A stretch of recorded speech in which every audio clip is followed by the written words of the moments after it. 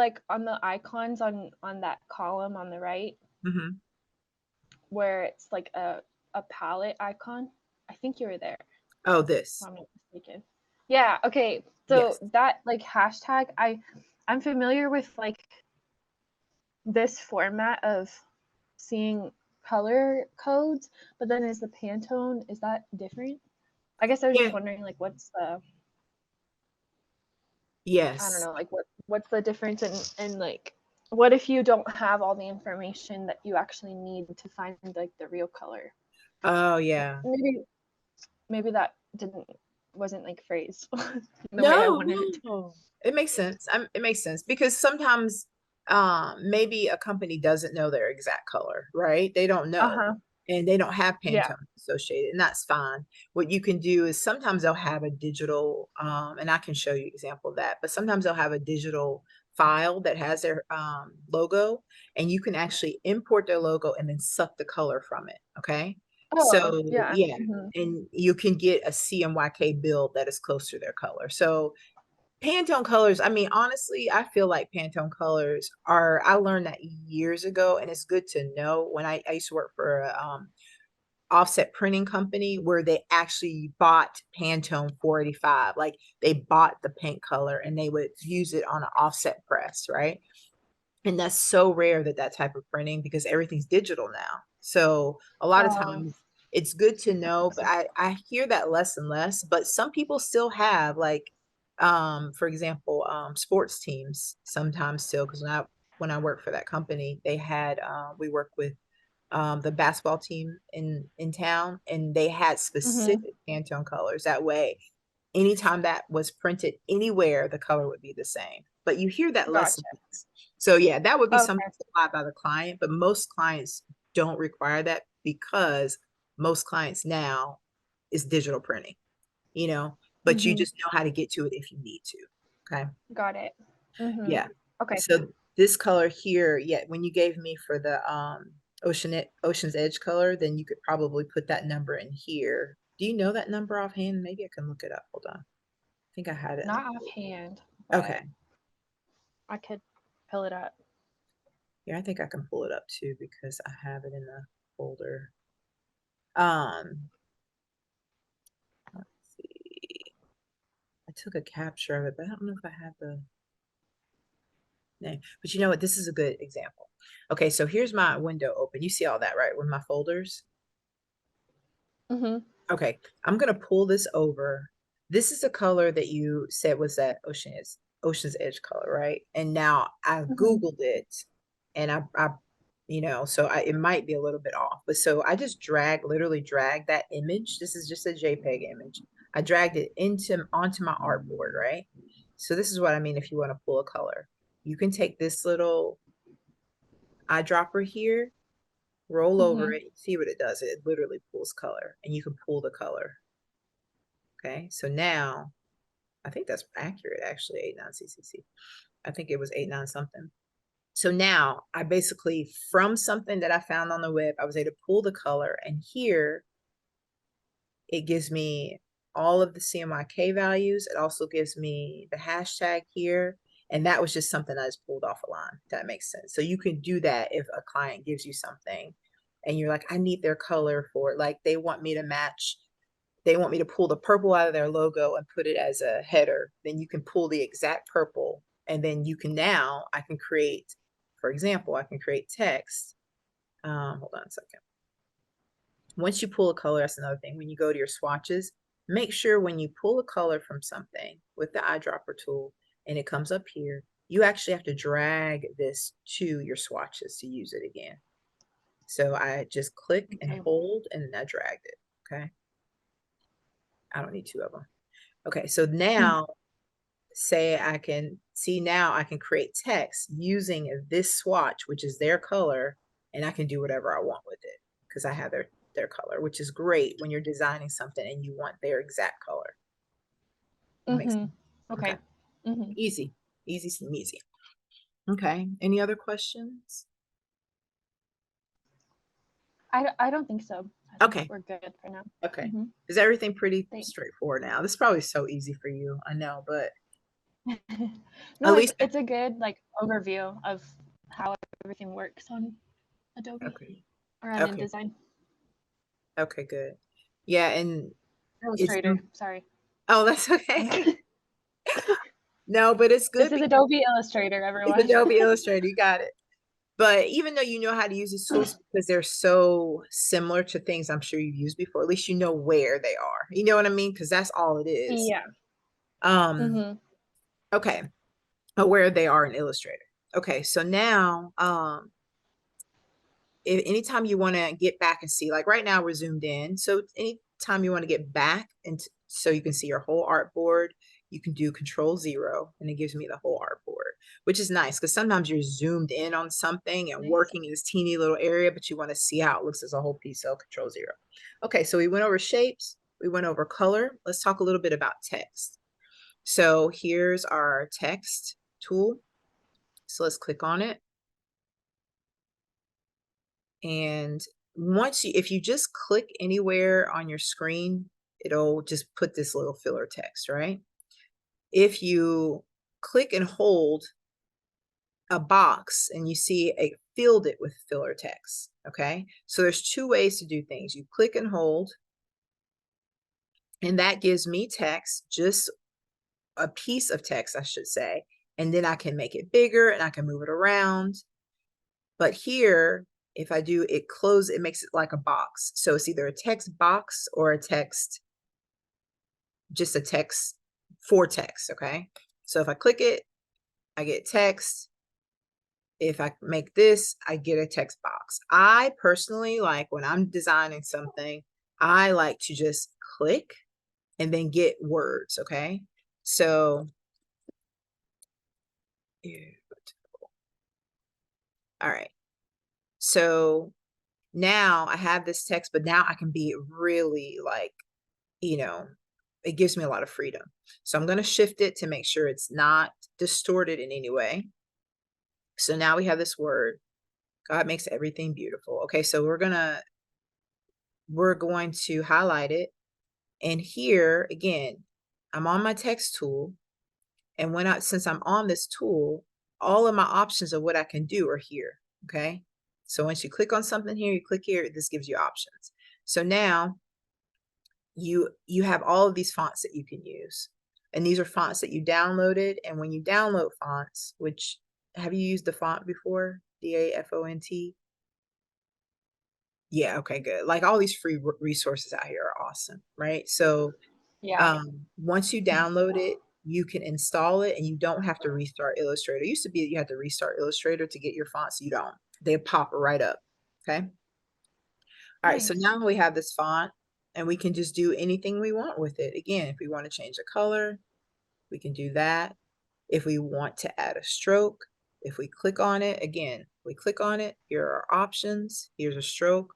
Let's change the stroke color to black and we can just create a big stroke on there. Now, if you ever want more options on your font, you can, like for example, the stroke, you can double click on anything and it gives you options. So the word stroke, you double click on it, it gives you all your options. Say I don't want the cap I want the cap to be rounded, for example. I want the corner to be rounded. I want the stroke. I don't want it on, this shows a stroke in the middle. This shows a stroke on the inside. This shows a stroke on the outside. So if you highlight it, it gives you just options of what you can do. Okay. Does that make sense? Just simple. Also for this, do you see how the stroke is like, I would like it to look like something like this, right? But instead you have these weird lines here. You can't see it because every time I go over it. And I don't want all of that, right? I don't want the I want the I to flow into the F like it looks like when it's blue like this. I don't want it to be separate, okay? So let me show you something. So let's take off the stroke. We go here, take it off. Because again, if I'm clicking on it, all my options are here. So there's this thing that I love about Illustrator is that, so for example, I should say, if I send this file to you, you're going to need this font for it to come up like it looks like on my screen, right? But say it's a font that I can't share with you because I only have rights to have it on my computer, right? So you can click on a font. You can go up to Object, and then you can go, where is it? Hold on, type. Okay, type, sorry.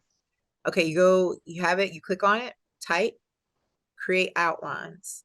That makes it like a vector. Do you Mm, see? okay. Which is Mm-hmm. really great. So for example, if you're sharing something with the client, then you can create something, but if you don't have rights to share the font, then you just outline it and they don't need the font, which is great. Because have you ever, I don't know if you've ever opened up something, it'll happen a lot of times in here. You open up something and you're like, oh, you need A, B, C, D, E, F, G fonts. And you're like, what the heck? Like, why didn't they outline their fonts before they finish the file? Like, so when you Mm, create something, always outline your fonts, because if you don't, when it goes to the client and say they open it in some like, or they send it to a t-shirt company, for example, when that t-shirt company opens it, it'll have like a block font where your font should be. But if you right. outlined your font, you've made it like an object. Okay. So even when you and that's just type, create outlines, okay? And you can always Google that later, but now just keep in your brain outline if you ever forget where it is. Okay, so now it still has like this weird, like I don't want the E to overlap the A like that, right? I want it to be all one piece. Hopefully this will work out because sometimes it does funny things. But so like if I put a stroke on it, it still does this funky thing where it looks separate. And I don't want to do that. So what you can do is there is something called Pathfinder. This is one of my favorite things. Okay. There's so much you can do with fonts and everything. I'm not gonna inundate you with a whole lot of stuff, but I do want to show you this one thing. Um, if you go to Window, Pathfinder, it must already be open. Window, Pathfinder.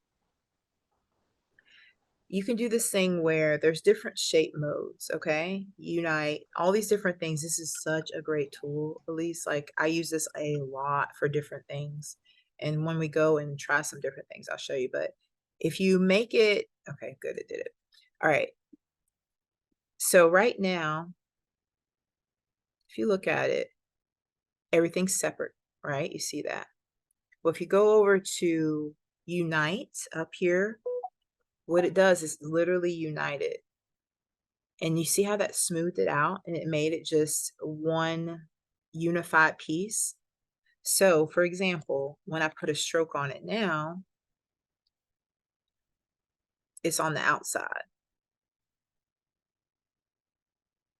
Do you see how it united the lines here? Does that make sense? Okay, Yeah. so Wow.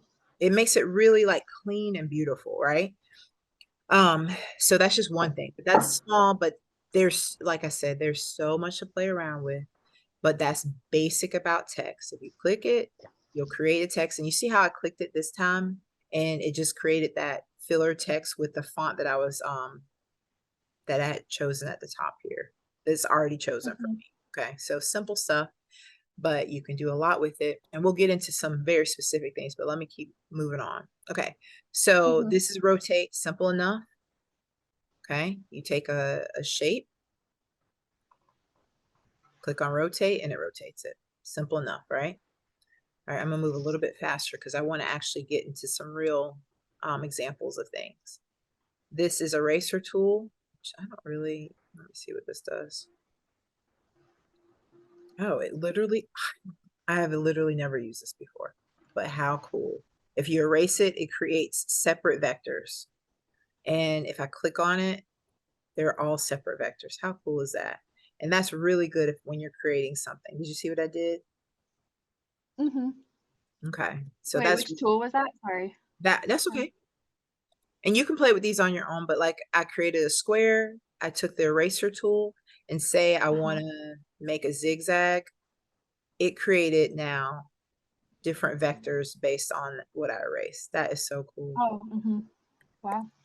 Yeah, I've never used that before, but that's really good. That's really cool. All right. This is Shape Builder. This is so neat. I played around with this the other day. It's really cool.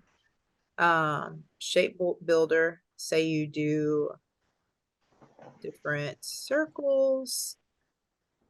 You just want a stroke on them. So shape builder now will create a shape, one shape with those 3 circles. Do you see what I did? I basically Mm-hmm. drew separate circles. And this is awesome because sometimes you want a really smooth curve or something, or you want a rounded thing. And instead of trying to draw this perfect thing with the pen, you could do 3 circles and just combine them with this tool. So Mm-hmm. you have to have it highlighted. And then it creates these like little bubbles or whatever you want. Okay. Mm-hmm. Really cool tool. Mickey Mouse ears. Yeah, I know. So it looked like.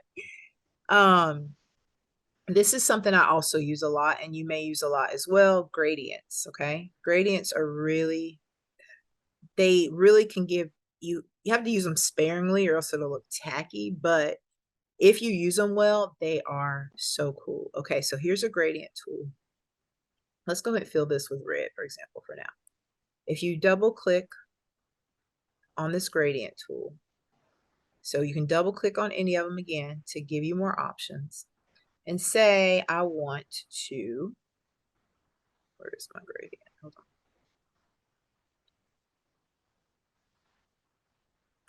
I'm gonna pull it out so I can have it separately. Okay, here we go.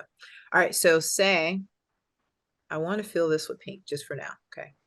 So then, or that's fine. So I want to make this a gradient. So I'll pull off the black. Literally it's drag and drop. Pull on the red, drop on the yellow, pull off the red. You get it, right? And then the gradient tool, if you click on it, make sure your object's selected always, and then you can move the gradient, which it can give you some really neat effects if you want to do something in your logo. Like for example, it's like a sunset.